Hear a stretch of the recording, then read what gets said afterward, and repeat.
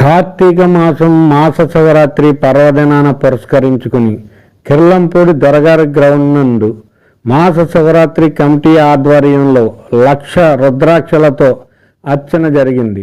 వర్జుల సత్తిపండు వర్జుల రమణబాబుల ఆధ్వర్యంలో వేద పండితులచే గణపతి పూజతో ప్రారంభించి మండపారాధన, పంచగవ్య ప్రాసన, మహాన్యాసపూర్వక ఏకవార రుద్రాభిషేకం, 1,00,000 బిల్వార్చన, 1,00,000 కుంకుమార్చన, సూర్య నమస్కారాలు, రుద్రహోమం, సహస్ర దీపాలంకరణ, నీరాజనం, మంత్రపుష్పాలు వంటి ప్రత్యేక పూజలు ఘనంగా నిర్వహించారు.